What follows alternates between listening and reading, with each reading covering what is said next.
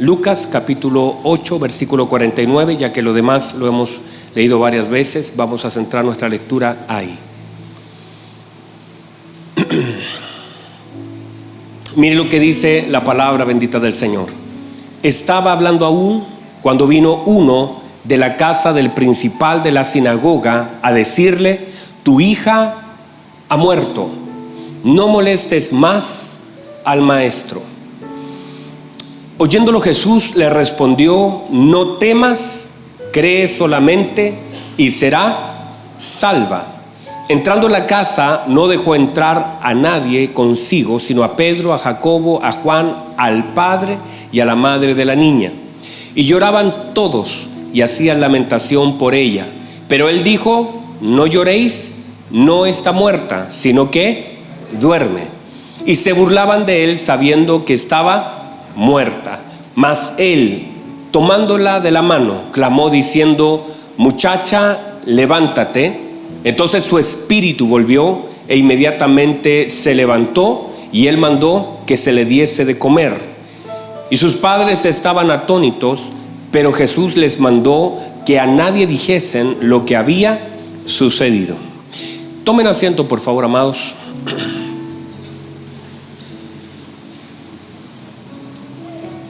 ¿Cómo está Alex? Si quieres, de pronto ya lo puedes apagar. Si tienes por ahí, está ahí abajo. Ayúdale, Daniel, ayúdale, hijo. Ahí está el control, ayúdale.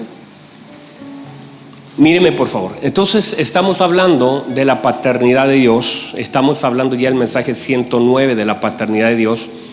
Y dentro de lo que hemos establecido y visto durante este tiempo, y cada vez hemos profundizado. De hecho, ayer estuvimos en una reunión pastoral, y el pastor de la viña, ¿cómo se llama? El pastor Roger Cunningham. Él incluso mencionó y dijo la importancia en este tiempo de hablar del Padre, y lo mencionó y quizás en el Espíritu del Señor, guiado también, cómo el Señor en este tiempo y con mayor fuerza está revelándonos la importancia que tiene la paternidad. Y todos nosotros los que estamos aquí, los que nos están viendo, los que nos van a oír, necesitamos entender la necesidad que tenemos de recibir y de vivir en la paternidad de Dios. Y esto es entender la paternidad de Dios porque lo vimos en diferentes esferas a Dios. Lo vimos como el Señor fuerte en batalla, pero entender el concepto y la revelación de la paternidad creo que es uno de los elementos más altos a los que nosotros podemos ver. De hecho, el Señor, cuando habló de la revelación de Dios, habló de la revelación del Padre, y nadie dijo conoce al Padre sino el Hijo, y a quien el Hijo lo quiera revelar. Entonces, entender la importancia del concepto paternal y cómo debemos en este tiempo con mayor fuerza, porque todos nosotros necesitamos al Padre. Míreme, usted puede, y cuál ha sido la temática en un general. Usted puede conocer al Señor como su sanador, usted puede conocer al Padre en sus diferentes caras, porque el Padre manifiesta diferentes caras, pero la cara paternal, la esencia de la paternidad de Dios, cuando nosotros comenzamos a ahondar en ella y a caminar en ella, encontramos refugio, encontramos consuelo, encontramos amor, encontramos contención, encontramos seguridad, encontramos redención. En la paternidad encontramos seguridad. En los brazos del Padre, hermano, no hay nada más seguro que los brazos del Padre. No hay nada más seguro que los brazos de un Padre. En los brazos del Padre, el Padre te perdona, el Padre te da oportunidad, el Padre te consuela, el Padre te ayuda, el Padre te fortalece, el Padre te instruye. El Padre te confronta con amor, el Padre te ayuda, el Padre es tu sustento. Y entonces en todas las verdades reveladas del Padre está entonces nuestra confianza. Uno puede, hermano, no tener nada alrededor, pero si tienes la conciencia y la revelación del Padre, te vas a refugiar en Él y vas a esperar en Él. David no tenía muchas cosas antes de ser rey, ni siquiera tenía aún la obra del Espíritu Santo en él, pero él, sus salmos, se refugiaba en el Padre y su confianza estaba en Él. Entonces, entender la importancia que tiene la paternidad como un regalo de Dios, pero tiene que ser, y usted de verdad y yo también, debemos pedirle al Señor que nos revele esa paternidad y aprender a caminar no como un concepto, porque uno podrá decir, bueno, mi papito, Dios, Padre, y usted puede decir mil cosas, tanto en la oración como en su forma de expresarse con la gente. Mi Padre es Dios y yo le exalto, mi Padre. Hay gente que canta esas canciones y no está mal, porque de verdad, mi Padre es Dios y yo le exalto, y he hecho a la mar, ¿cierto? Y todo eso. Y eso no está mal. El problema es que usted puede cantar algo y no vivirlo. Usted podría cantar algo acerca de la paternidad de Dios y no experimentarlo. Usted podría echar a la mar los carros de Faraón y Padre Dios, y eso es una verdad. El problema es que aunque usted está cantando una verdad, no está viviendo una verdad. Otra vez, aunque usted está cantando una verdad, no está viviendo en esa verdad. ¿Y qué sentido tiene que yo cante algo muy hermoso y no viva en esa verdad? ¿Y cómo se sabe que estoy no solamente cantando, sino viviendo una verdad? Se nota, porque finalmente un niño que tenga paternidad y que tenga una paternidad clara, establecida, es un niño seguro. Es un niño que opera en el entendimiento, sus palabras, sus firmezas, su consuelo, sabe dónde dirigirse, sabe dónde debe estar. Un padre siempre correrá, un hijo siempre correrá a los brazos del padre. Usted lo ve en el hijo pródigo, cómo ese muchacho, cuando estaba ya perdido, lo único que se le vino a la cabeza fue la casa del padre. ¿Por qué? Porque es allí el refugio. Cuando no es así, nosotros nos vamos a meter en algunas otras cosas que evidencian la falta de paternidad: la droga, el alcohol, las malas juntas. Hay cosas que intentamos incluso a través de experiencias. Vamos a buscar cosas, y cuando uno entonces empieza a buscar cosas que no tienen nada que ver con el Padre, porque míreme, usted tiene todo en los brazos del Padre. Y cuando aprendemos a vivir en esos brazos hermosos, sólidos, firmes, nosotros no tenemos necesidad de nada más y vivimos en confianza. La desesperación que a veces nosotros tenemos en la vida de las cosas que vivimos es la ausencia de la revelación y de la vida en la verdad de la paternidad de Dios. O sea, cuando usted está desesperado y está afanado en algunas cosas, es la evidencia de la falta de revelación de la paternidad sobre su vida. Porque una persona que ha entendido quién es su padre y cómo opera el padre en la vida de sus hijos, no está desesperado por las cosas que vive, sino está esperanzado de lo que el padre está haciendo, entendiendo que el padre tiene todo dominio, todo control, y del momento que usted entregó su vida al Señor, opera en la espera de una nueva naturaleza. Y desde esta nueva naturaleza operamos en la vida de Cristo. Y en la vida de Cristo hay confianza desde la vida del Padre. Entonces yo evidencio mi falta de entendimiento de la paternidad, la falta de revelación. Por eso no solamente hay que cantar una verdad, sino hay que vivir en una verdad. Y eso es porque las canciones son hermosas, yo no tengo nada, las cantamos, amamos eso, y hay hoy día una gran cantidad de canciones que hablan de esa hermosa revelación. Pero eso puede sonar bien, pero en el momento de la prueba, míreme, en el momento de la prueba se manifiesta la verdad de nuestro entendimiento, de nuestras bases en relación a la paternidad de Dios. Nuestra vida es una evidencia de cuánta revelación del Padre nosotros tenemos. Entonces todos nosotros necesitamos de la paternidad de Dios. Ahora, estamos hablando de este hombre llamado Jairo, y una de las cosas importantes que sucede en este pasaje es que Jairo es afirmado y sostenido por nuestro Señor Jesucristo, a pesar de que Jairo era un principal de la sinagoga. Y aquí el Señor nos da luz en relación a que no importa cuál sea la función que ejerzamos en un lugar donde nos congregamos a adorarle a Él. Míreme, no importa cuál es la función que nosotros ejerzamos, desde ser pastores, desde ser maestros, desde tener algún lugar en el ejercicio de la administración de lo que es la casa del Señor, eso no nos quita el tener algunos momentos complejos en nuestra vida. Díganme a eso. El hecho de que este hombre era un principal de la sinagoga, y a pesar de que él estaba quizás en autoridad en un lugar, él tuvo la sabiduría de conectar con el Señor, pero entender que toda persona que puede asistir. El Señor sanó a personas que asistían, pero también tuvo una comunión o tuvo un vínculo o hizo algo por aquellos que estaban en gobierno. Y esto lo digo pensando incluso en que nosotros como pastores, como ministros, como encargados, como líderes, como servidores del cuerpo de Cristo, también a veces a nosotros, a veces, siempre necesitamos ser afirmados por la palabra del Señor. Y eso es porque nosotros también hemos de vivir situaciones que son muy complejas en nuestra vida.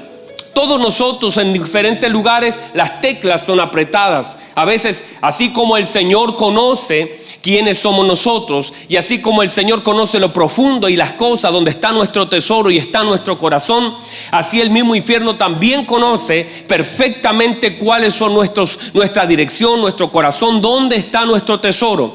Y normalmente allí también somos atacados, y allí entonces debemos nosotros permanecer firmes en el Señor, y todos nosotros debemos tener una dependencia absoluta de nuestro Dios, porque todos viviremos algunas situaciones que escaparán de nuestras manos. Miles de situaciones. Entonces a veces que uno no evidencie, míreme, que uno no evidencie algunas cosas no quiere decir que no existan esas cosas. Que uno no exprese dolor, que uno no se queje, no quiere decir que no duela. Dígame a eso. Y eso pensado en todo. ¿Y sabe cuál ha sido el problema? Yo tengo la oportunidad de conversar con muchos pastores, y también mi vida, tengo a mi padre y tengo muchas personas. Y claro, uno desde un púlpito, desde un lugar de autoridad, no puede exponer sus heridas, no estamos para eso. Pero sí también es importante que usted conozca que los hombres de Dios, y lo dije durante este fin de semana, que un pastor siempre será un regalo de Dios. Un ministro será un regalo de Dios para la casa. Un maestro será un regalo de Dios. Aquellos que sirven son regalos del Señor para el cuerpo de Cristo. Pero también cuando nosotros hablamos con muchos ministros, a mí me toca atender mucho. Hoy día atendí un par de ellos. Mañana tengo reunión con 3 pastores más. Y cuando uno los escucha, uno ve la fragilidad que no es visible. A veces desde una silla, una banca, no es visible, porque ellos operan en el poder de Cristo y en la unción de un llamado que te permite sobreponerte a algunas cosas. Pero es tan importante, por ejemplo, que usted esté siempre y constantemente orando por los pastores, por los ministros, y no solamente por aquellos que están en esta casa ministerial, sino por aquellos que están esparcidos en el mundo. Por eso usted constantemente me va a oír orando por los pastores de otras congregaciones, me va a oír siempre llamando. Yo tengo la oportunidad de visitar muchos pastores en mis viajes. También tengo la oportunidad de visitar a pastores con los cuales compartí. Quizás no lo veo hace un par de años, pero cuando sé que hay uno enfermo, de alguna forma hago llegar una semilla, hago un llamado, los voy a visitar, y constantemente estoy haciendo eso porque entiendo la tarea ministerial. Entiendo, mi papá es pastor, y cada uno de los hombres de Dios que ha caminado, aunque sea el principal de la sinagoga, aún así a veces el dolor invade su corazón, y a veces uno hace las demandas. Usted es el pastor, debería estar firme. Claro que sí, por la gracia del Señor, pero no quiere decir que no duela, no quiere decir que no pase momentos. Aquí hay muchos hijos de pastor, de hecho. ¿Hay algún hijo de pastor? Dígame amén. Hay muchos hijos de pastores. De hecho, nosotros tenemos más o menos 50 o 60 hijos de pastores en esta congregación, y muchos de ellos conocen la historia de sus padres. Historias que a veces hablan de mucha frustración, mucha derrota. De hecho, hoy día leí una cosa muy hermosa que decía así: todos tenemos que lavar los pies de aquellos que luego con sus pies limpios irán a traicionarnos. Y yo dije, qué hermoso, qué fuerte. Claro, el Señor le lavó los pies a uno que con los pies limpios luego le fue a traicionar. Entonces, y no lo estoy hablando, míreme, no estoy contando un testimonio personal de algo que esté pasando ahora en mí y que estoy hablando de esto para que... No, gracias al Señor. Gracias al Señor, Dios nos ha guardado. Pero sin embargo y hablo de que cualquier persona operando en cualquier llamamiento también tendrá que enfrentar sus luchas. Diga amén, diga gloria a Dios, diga algo, diga ayuda a tu. Y si usted conoció a algún ministro, algún pastor, por favor no lo suelte de oración.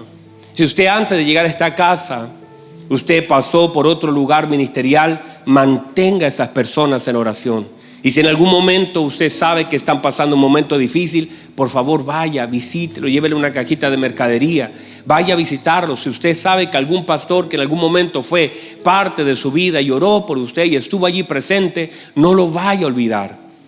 Y bendigo hace días atrás Leslier, que está allá en el Data. Mostró una fotito, dijo: aquí estoy con un pastor que fue parte de mi formación y lo invitó a comer. Aparentemente no le pregunté eso, pero por la foto parece que sí. A mí nunca me ha invitado, hermano, pero no importa, no voy a entrar allí. Usted bendiga a Leslier y yo sé. Pero digo, el hecho es la importancia de honrar a los hombres de Dios. Porque esos hombres no quiere decir que no sean, que no vayan a fallar en algún momento, pero debemos honrar la vida de ellos. Si no podemos a través de acercarnos por alguna razón que haya sucedido, por lo menos a través de la oración mantenerlos allí. Dígame amén, diga gloria a Dios y aprenda eso. Porque si el día de mañana, ni Dios lo quiera, y toco madera, usted se va de este lugar, yo todavía quiero que usted ore por mí. Y si algo a mí me pasa, yo quiero que usted me llame y me diga: pastor, yo quizás estoy aquí en Futal del Fu, como está Joelito, y me mandaba la foto de su local, pero los extrañamos, les amamos. O sea, que no nos suelte, que recuerde quién te hizo bien en algún momento de tu vida. Dígame a eso. Entonces, una de las cosas importantes, déjenme avanzar en esto, es que el Señor, la Biblia establece que Él se compadece de nuestras debilidades. Hebreos 4:15, Dios se compadece de nuestras debilidades. Entonces, cuando el Señor ve, míreme, que a Jairo le llega un golpe duro, un golpe difícil de asimilar. Va caminando con el Señor, pero no porque nosotros caminamos con el Señor, a veces no hemos de oír cosas que van a golpear nuestro corazón. Vamos a vivir cosas que de pronto van a herir nuestro corazón. Caminando, mire, él literalmente estaba caminando con el Señor. No es que decía: yo lo llevo en mi corazón como nosotros. Él caminaba con el Señor. Y aún así recibió una frase que lo venía a desarmar: tu hija ha muerto. Y cuando se trata de los hijos, todas las cosas son importantes. Cuando se trata de los hijos, todas las cosas son importantes. De hecho, yo estos días, hermano, estaba allá arriba, me agarraba la cabeza. Estoy con una pena, hermano. Me bajó la pena tan grande. Tengo derecho a tener pena, ¿verdad? Tristeza.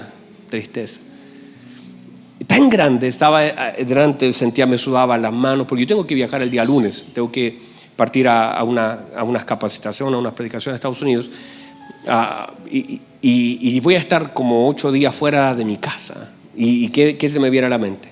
Mis hijos, mi esposa. Digo, ¿cómo ha de sobrevivir mi esposa sin mí? Pero a mí, en lo personal, pienso en mis hijos y todo el rato conectado con mis hijos.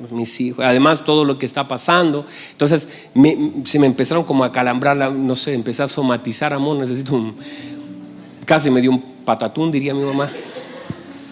Y empecé a pensar, digo: ay, ¿cómo lo voy a hacer? Porque es muy difícil. Y ha sido complicado. Y ahora usted dice: pastor, usted. Pero verdad, ha sido difícil cuando se trata de los hijos. Y me imagino todo. Esas personas que están lejos de sus hijos, esas personas que cuando por razones X tienen que separarse, el dolor que deben sentir. Y lo otro que me pasaba era, si yo siento eso en relación de estar 8 o 10 días lejos de casa, yo digo: ¿cómo el Señor tocará su corazón cuando sus hijos están lejos de Él? ¿Cómo de pronto debe el corazón del Señor de padre? Porque no es solamente un ejercicio paternal del Señor, sino es un corazón paternal. Uno puede tener un ejercicio paternal. ¿Qué hace un papá? Te entrena, te ayuda, te sostiene, cosas que uno puede hacer con un hijo. Cualquiera le puede poner un calcetín a un niño, cualquiera le puede poner un zapato, cualquiera le puede comprar una camisa. De hecho, a veces se confunde, la gente dice: no, si yo estoy presente con mi hijo, le mando mi pensión, estoy allí presente. Pero eso lo puede hacer el gobierno, eso lo puede hacer el Señor. Mire, si no le llega ese recurso, de alguna forma Dios también lo va a sustentar. Lo distinto es tener un corazón paternal. Y el padre no solamente genera un ejercicio paternal de sustento, sino él tiene un corazón paternal. Por eso la Biblia dice, mire, que hay gozo en los cielos. Que hay gozo en los cielos cuando un pecador se arrepiente. ¿Por qué? Porque el Padre, el corazón del Padre empieza a latir porque recibe a un hijo. Entonces, cuando nosotros entendemos eso, entendemos el amor del Padre. Yo digo, yo por un par de días de pensar y decir voy a estar lejos y me duele, me imagino cuando el Señor, cuánto nos extraña el Señor. Y lo otro, que hablar acerca de la paternidad de Dios y todo lo que esto es, no es solamente el hecho de que nosotros, bueno, venimos a la casa del Señor, porque uno piensa eso, voy a la casa del Señor y es como cuando tú vas a visitar a tus papás. Acá no, esto no es así. La relación de padre e hijo es mucho más profundo. No se trata de venir a cantar 2 canciones acá el día domingo, el día jueves a escuchar una palabra. Tiene que de verdad haber un vínculo. Yo antes estaba, Señor, yo te amo, y tratando de entregarle mis cargas al Señor. Y todas estas palabras que hablan de cuando el Señor debe afirmarnos, porque la Biblia dice que tenemos a nuestro Señor que se compadece de nuestras debilidades. ¿Y sabe por qué dice esa palabra? Porque el Señor conoce nuestras debilidades y el Señor sabe que las tenemos y las tendremos. El apóstol Pablo, hablando acerca de esto, dice que en medio de nuestras debilidades el Señor se hace fuerte y que el poder de Dios se perfecciona en nuestras debilidades. Vamos otra vez, el poder de Dios se perfecciona en nuestras debilidades. Y por eso el apóstol Pablo dice, por lo tanto me gloriaré.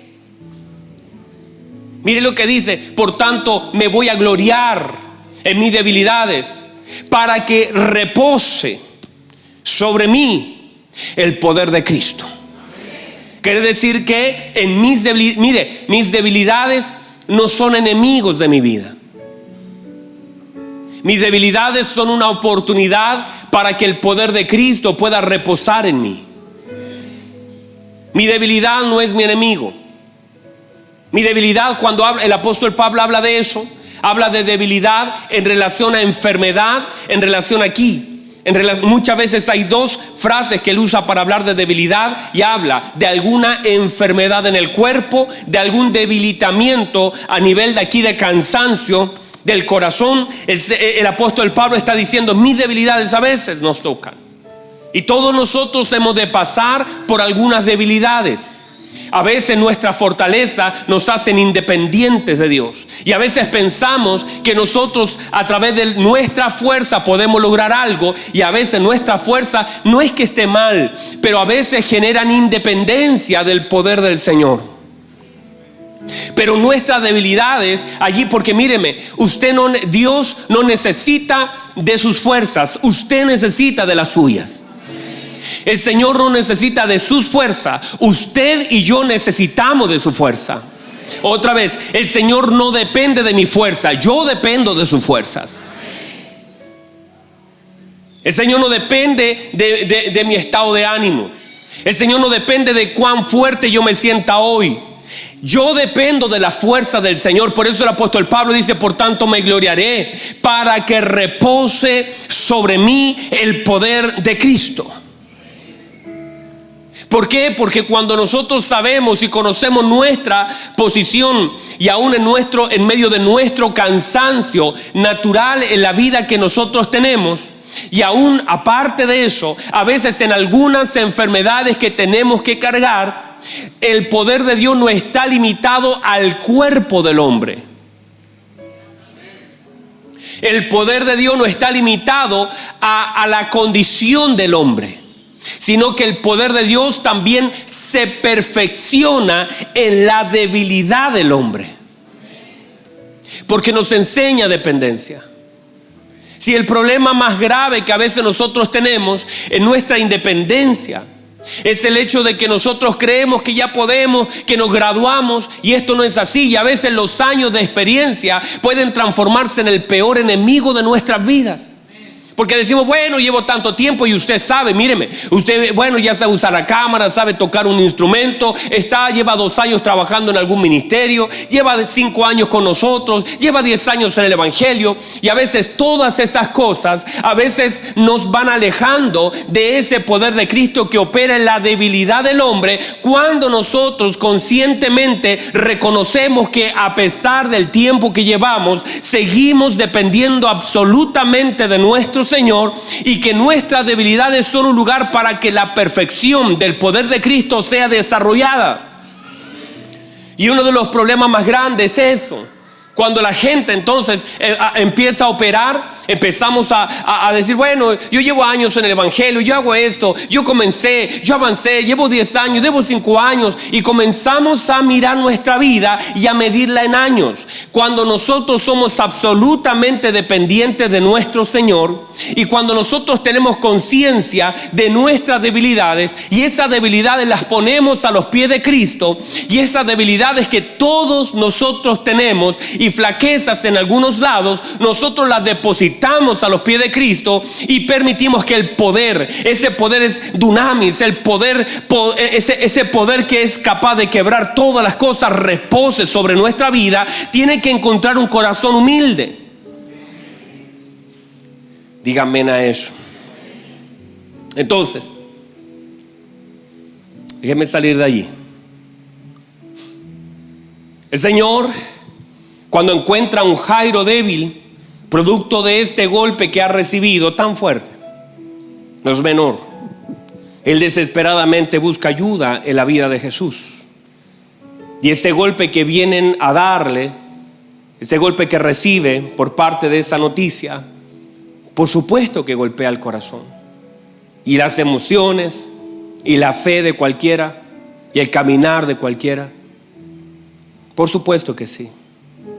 Pero el Señor, antes de responder al problema de Jairo en casa, antes de levantar a su hija, Él quiso entonces tratar el corazón de Jairo. Hay cosas que tienen que ser tratadas en mi vida antes que sean tratadas en mi casa. El Señor quiso entonces tratar el corazón de Jairo antes de tratar el problema de su hija. Entonces el Señor lo comienza a posicionar y a decir: Jairo, usted no tema. Jairo, crea solamente, porque antes de tocar tu hija, tengo que tocar tu vida. Y eso es una tarea para cada uno de nosotros, porque nosotros quisiéramos que el Señor toque algo en mi casa, toque algo en mi familia, pero el Señor, no podemos nosotros pensar que el Señor, antes de tocar algo en mi casa, quiere también tocar algo primero en mi vida, y que a través del proceso de mi vida puede tocar algo en mi casa. Lo vuelvo a decir, a veces las cosas, estos procesos incómodos de nuestra vida, aquellas cosas que vivimos y que el Señor de verdad quiere resolver, primero quiere el Señor, y el modelo del Señor es resolver algo primero en mi vida antes de resolver algo en mi casa. Y nosotros, como hijos del Señor, debemos tener la disposición, porque muchos problemas de aquellos que están en casa solamente son producto de mi vida. Y muchas cosas, cuando en mi vida como hijo de Dios son resueltas, muchas cosas de forma natural son resueltas en casa. Pero a veces nosotros queremos solamente comunicar al Señor con mi casa y no involucrarnos nosotros en lo que el Señor quiere hacer en casa. El estado de la casa mucho tiene que ver con el estado de la vida. Y muchas de las cosas que a veces están muriendo en casa es simplemente el reflejo de lo que está muriendo en mi vida. Y a veces nosotros queremos que Dios toque nuestros hijos, que Dios toque nuestras finanzas, que Dios toque algo en nuestro hogar, en nuestro matrimonio, pero no disponemos. Queremos que el Señor, por ejemplo, venga a resolver un problema matrimonial, pero Dios no resuelve ningún problema matrimonial antes de traer orden, antes de tratar la vida de la persona. Porque el problema matrimonial simplemente está manifestando un problema en la persona. No es que Dios esté queriendo, ay, que no se separen, que estén juntitos. No, lo que tiene que ser resuelto antes es la persona antes que la casa. Y a veces decimos, ay Señor, mira mis finanzas, y oramos por las finanzas. Pero Dios a veces a través de las finanzas está tocando la vida de la persona, para luego de que toca la vida de la persona, las finanzas de una forma natural. A veces nosotros estamos diciendo, Señor, mira mi hijo está lejos de casa, ven y toca a mi hijo. Y eso por supuesto que Dios lo puede y lo quiere hacer. Pero antes de tocar a tu hijo tendrá que tocar tu vida. Y nosotros a veces creemos que el problema, míreme, que el problema está en casa. Y el Señor determinó que el problema no estaba en casa con la niña. El problema estaba en Jairo. Y hay muchas cosas que simplemente pasan en casa porque en la vida del hombre no está completamente alineada al propósito de Dios. Y nosotros queremos que el Señor resuelva algo de casa, cuando el Señor está pensando primero resolver algo en esta casa. Y aunque usted ore, y no está mal que lo haga, Padre, en el nombre de Jesús, mis hijos serán, pero también toda obra parte por cabeza, por el matrimonio.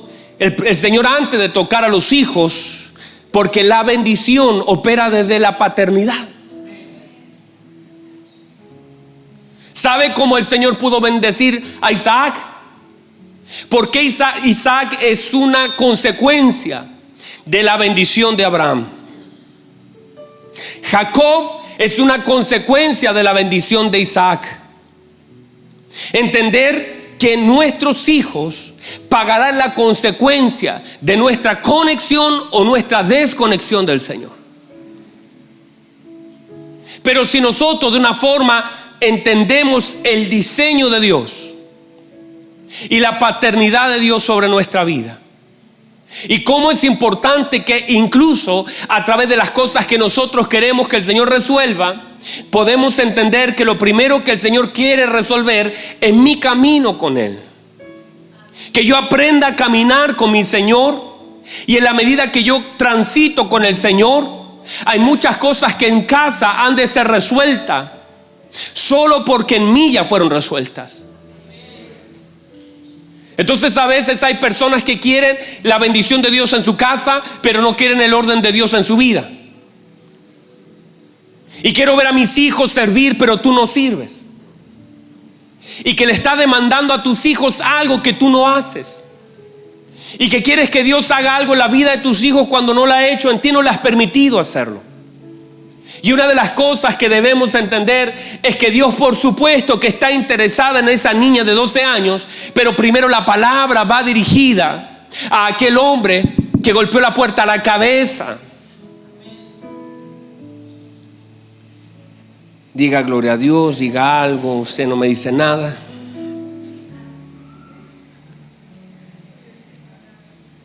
¿Lo puede recibir? Míreme por favor. Antes de entrar en casa, el Señor tiene que lidiar con algunas cosas que están gobernando la casa.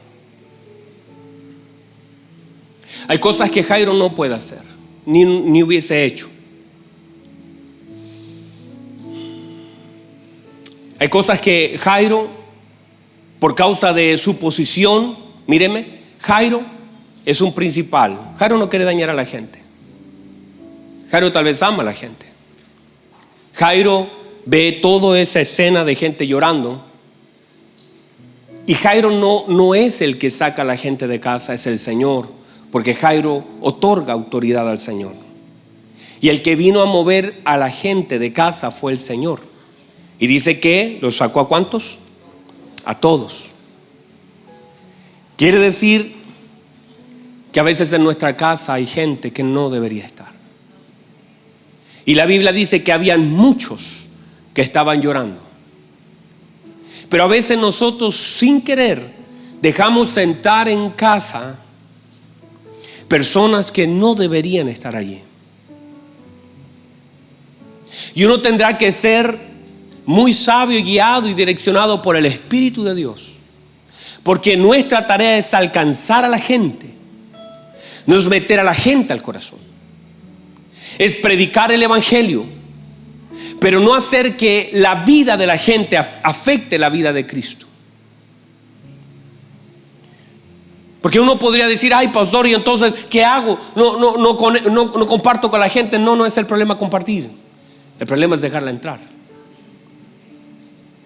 Es cómo afecta a la gente que está entrando. Que míreme por favor.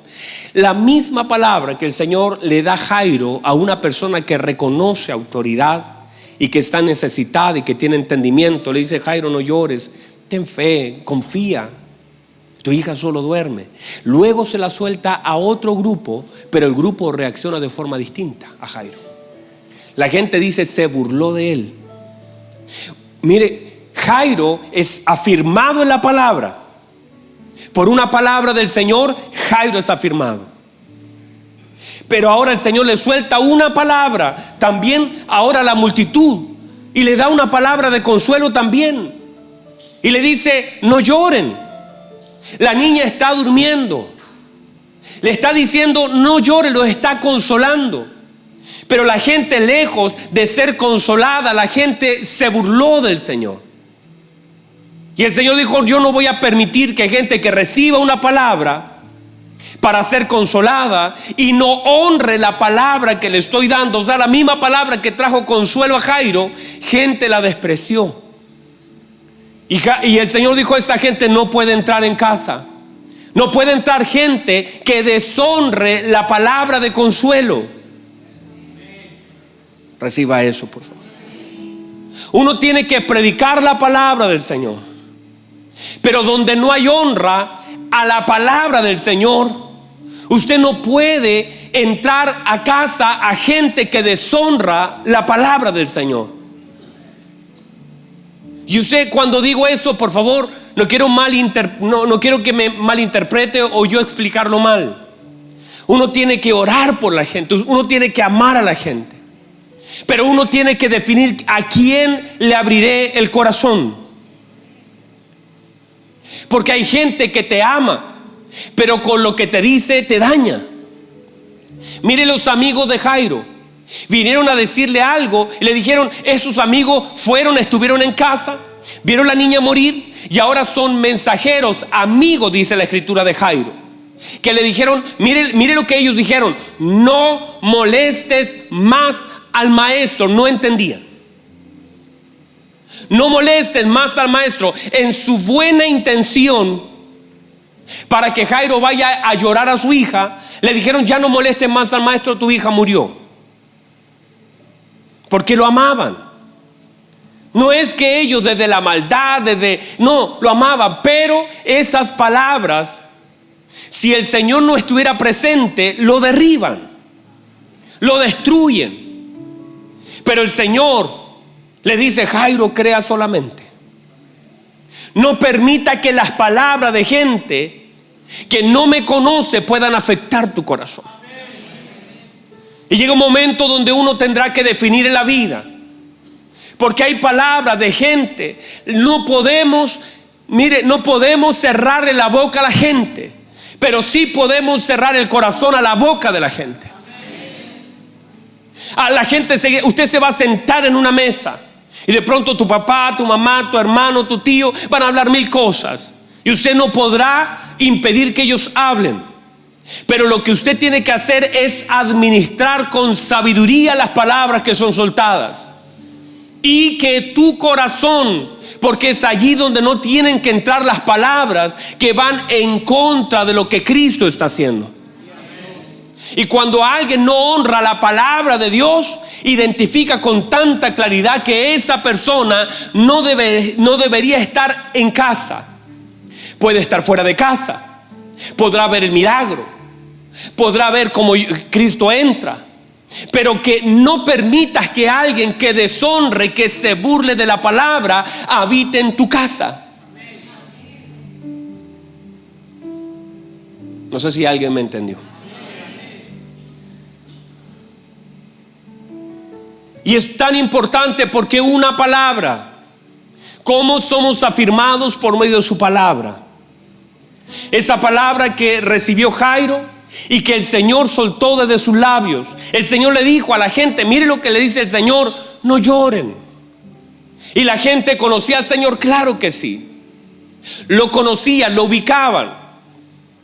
Sabían quién era Jesús, la fama se había extendido. De hecho, parte ese capítulo o el versículo 40 diciendo que la gente esperaba al Señor. La gente sabía quién era el Señor, pero no lo honraban.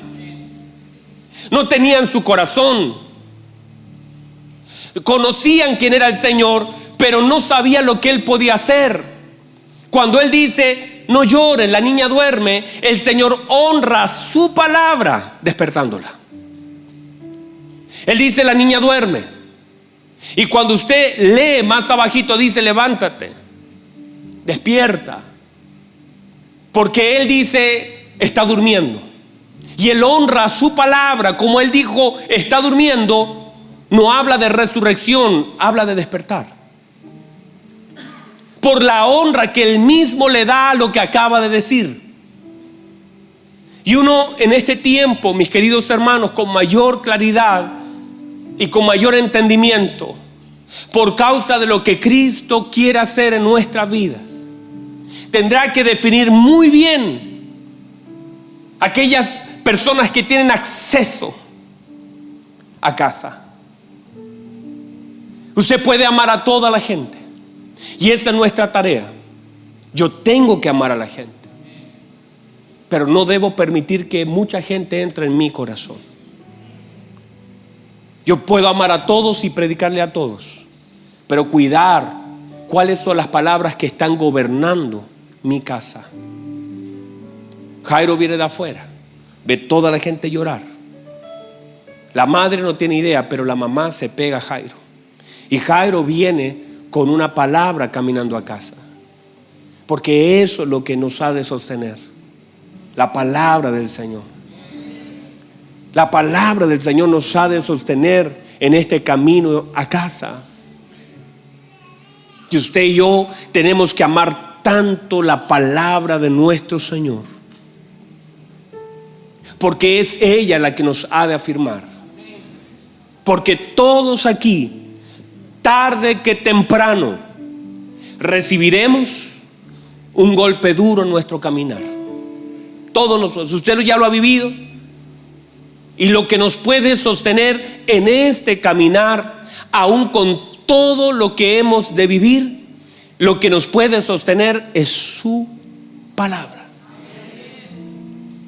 No lo que la gente pueda hacer. Mire lo que la gente hacía. ¿Sabe por qué la gente estaba allí? La gente estaba para consolar el corazón de Jairo. La gente en sí no estaba allí para burlarse del Señor.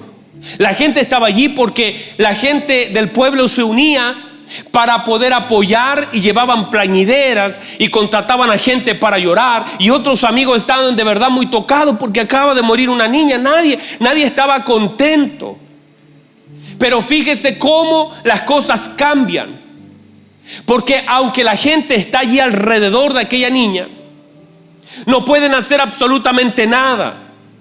Hay cientos de personas alrededor de esa casa que están llorando por lo que ha sucedido. Están de verdad acompañando a la familia, pero esa acompañante era intrascendente. Pero nuestro Señor Jesucristo trajo orden a ese lugar, trajo claridad a ese lugar, trajo autoridad a ese lugar. Las lágrimas de esos hombres no podían levantar a esa niña. Ninguna lágrima de esos hombres, por mucho que lloraran, tenían autoridad sobre el espíritu de la niña. Pero nuestro Señor soltó la palabra. Entender que la gente puede tener tristeza, pena, mirarte y sentir compasión por ti, pero no puede hacer más que eso. Pero una palabra de Dios puede levantar algunas cosas que la gente con su compañía no puede hacer. Y llega un momento donde tú tienes que aferrarte tanto al Señor. Y hermanos amados, lo que hemos de vivir, no solamente por esta crisis que se está viviendo, lo que hemos de vivir en el mundo. El Señor dijo, en el mundo tendréis aflicción. Y estamos entrando en una recta final donde tendremos que ser sostenidos en su palabra, donde nosotros tendremos que afirmar nuestras convicciones, donde tendremos que caminar la recta final de lo que nos queda, lo que el Señor ha preparado para su pueblo, quizás en algún momento con mucha presión. Lo dije en algún momento y quizás usted lo escuchó, llegará el día y usted debe aprovechar este tiempo de gracia, de poder reunirnos en un salón. Debe aprovechar que todavía podemos unirnos a adorar a Dios. Pero llegará el día en que esto ya no será parte de un privilegio para la iglesia. La palabra se ha de cumplir. Y quizás las cosas más hermosas que viviremos serán en casa. Nos vamos a comunicar diciendo: Dios aquí está haciendo cosas hermosas. En mi casa mis hijos están profetizando. Hay cosas gloriosas. Pero esto, lo que hoy tenemos como privilegio, el día de mañana ya no existirá. Llegará el momento en que la presión será tal, porque para allá vamos. No vaya a pensar que se va a levantar una ley para que nos va a impulsar a juntarnos. Todo lo que hemos de vivir por causa del cumplimiento de la palabra se llama persecución. Y es allí donde en algún momento, por causa de nuestras convicciones, veremos una gloria del Señor tan grande. Nosotros nos vamos a meter al horno de fuego y la mano del Señor nos ha de guardar en ese lugar, y saldremos victoriosos de aquellos lugares donde el Señor, por causa de nuestras convicciones, nos ha de guardar. Pero entiéndase, este es el tiempo. Míreme, llene su vasija de aceite. Llene su lámpara de aceite. Este es el tiempo que Dios nos da, donde nosotros como esposa, como virgen del Señor, debemos llenar nuestras lámparas de aceite. Y no debemos dormirnos, sino velar delante de nuestro Dios, por causa de que ya está pronto el retorno de nuestro Señor Jesucristo. Las naciones están siendo sacudidas, los gobiernos están siendo sacudidos. Hoy hay una consternación hoy en el mundo entero, y insisto, no es porque se levantaron 4 o 5 personas o naciones. No, esto es algo que ya se está viendo de tiempo en tiempo. Hay una obra del Señor, cosas hermosas, hermano, y esto no es para que tengamos miedo. No, yo no le estoy hablando de esto para que sea: ay, pastor, se viene difícil la cosa. No. Le hablo para que vivamos lo que nos queda de vida y de tiempo con esperanza. Le hablo porque el Espíritu y la iglesia dicen: ven, Señor Jesús, no para arrancar del planeta, sino para ver a nuestro Señor. Porque el fin es ese. No estamos tratando, mire, ¿sabe lo que había en muchos tiempos, en muchas oportunidades? Un deseo de la iglesia. Claro, era tan duro lo que la iglesia vivía en el primer tiempo.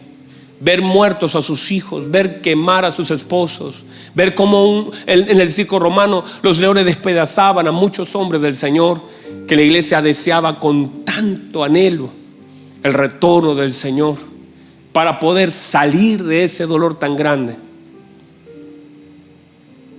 Y nosotros, sin darnos cuenta, nos empezamos a acomodar en un lugar donde nunca debimos habernos acomodado. Ese lugar es un lugar de paso. Este lugar, esta tierra, hay una canción que dice: somos peregrinos. Nuestra morada no está aquí. Nosotros no podemos acomodarnos. Por eso no miremos con temor lo que ha de venir, miremoslo con esperanza. Porque el que ha de venir muy pronto vendrá.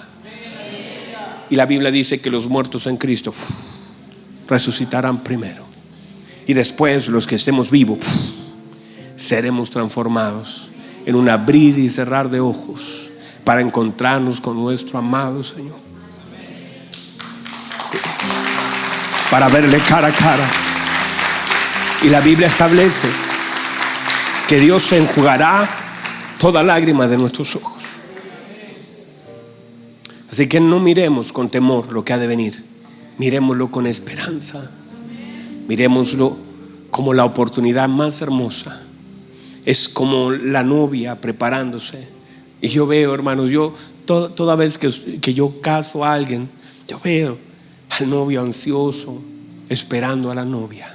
Lo veo ahí adelante, mirando, preparadito, todo está listo. Y cuando viene la novia viene hermosa, preparada, dispuesta. Así nosotros también en este tiempo preparémonos para el encuentro con nuestro amado Señor. Y no será, por eso digo, no es que usted tenga temor de lo que hemos de vivir. Afirmemos nuestras convicciones. La palabra del Señor afirme nuestra vida. Y esperemos a nuestro Señor que un día le veremos cara a cara. Marco Vidal tiene una canción hermosa que dice: solamente una palabra, solamente una oración, cuando llegue a tu presencia, oh Señor. No me importa en qué lugar de la mesa me haga sentar. Y eso es. Qué hermoso. Cierre sus ojos un minuto ahí. Cierre sus ojitos. Sigue tocando esa misma canción, por favor.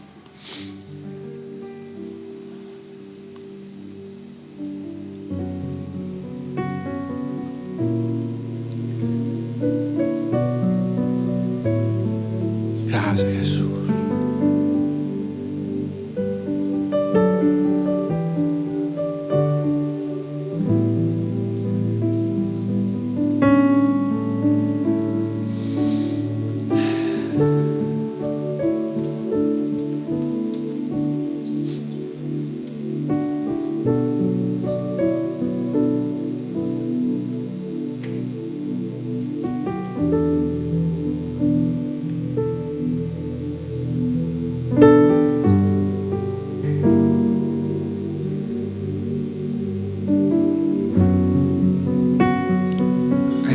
Dígale: Señor, te espero. Vamos caminando a casa.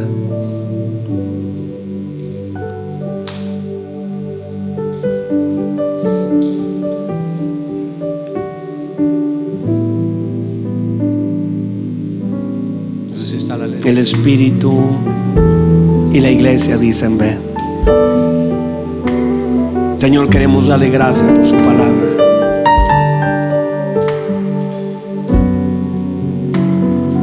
Gracias por recordarnos. Gracias por darnos la oportunidad aún. Gracias por adorarle. Gracias por tener nuestras manos y nuestra boca. Gracias por ser parte de su hermosa iglesia, baluarte de la verdad y la justicia. Gracias, Señor. Gracias por amarnos, por cuidarnos y sustentarnos. Como dice Efesios, nadie aborreció su propio cuerpo, sino que lo cuida y lo sustenta como Cristo a su iglesia. Gracias por cuidarnos y gracias por sustentarnos. Gracias. Gracias. Levanta sus manos, dele gracias un minuto. Dígale: Señor, yo estaba tan lejos, pero yo necesito. Yo no quiero quedarme, Señor. Yo quiero ser transformado en un abrir y cerrar de ojos, como un rayo que sale del oriente y se pierde en el occidente. Así será la venida del Hijo de Dios. Levante sus manos, adore. Dígale: gracias, Señor.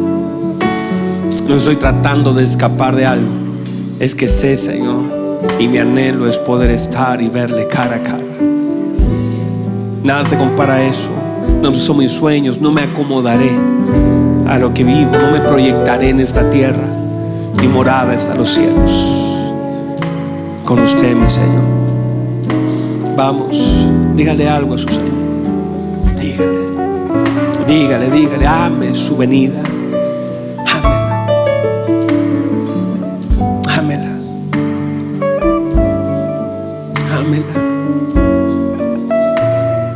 Y si estaba lejos, acérquese, dígale: Señor, perdóneme. El que esté limpio, límpiese todavía. El santo, santifíquese todavía. Todavía hay tiempo. Vamos.